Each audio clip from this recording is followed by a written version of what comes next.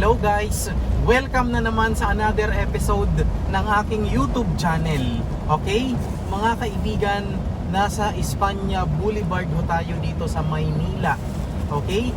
Ang i-share ko sa inyo or ang ibabahagi ko sa inyo ay ang driving tips on a heavy rain, mga kaibigan.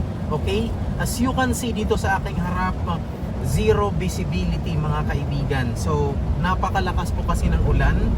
Magbibigay ho ako ng 3 tips para sa pagmamaneho ng napakalakas ang ulan. Una muna mga kaibigan, be mindful. Okay? When we say be mindful, mga kaibigan, dapat maingat ka both sides. Kasi nga, kahit yung ibang sasakyan na nagmamaneho ngayon, hindi rin nila gaanong clear or banaag yung mga sasakyan na nasa katabi nila. Okay? So una muna mga kaibigan, be mindful.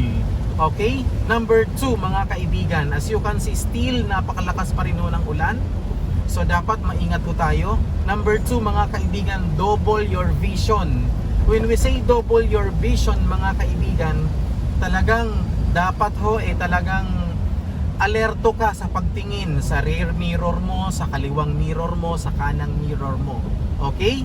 Kasi nga hindi ho talaga clear dahil medyo foggy pa as of this time. Malakas ho yung ulan mga kaibigan. And number 3 mga kaibigan, kung if in case lang na susuong ka sa baha or may baha kang dadaanan kasi tag-ulan wala ho tayong magagawa tag-ulan mga kaibigan, dapat hindi ka susuong sa baha kasi may tendency na masira yung sasakyan mo mga kaibigan. Okay? So kung may baha kang dadaanan, iwasan nyo ho ito as much as possible. Or ang gawin natin, pahupain muna natin yung baha mga kaibigan. Okay?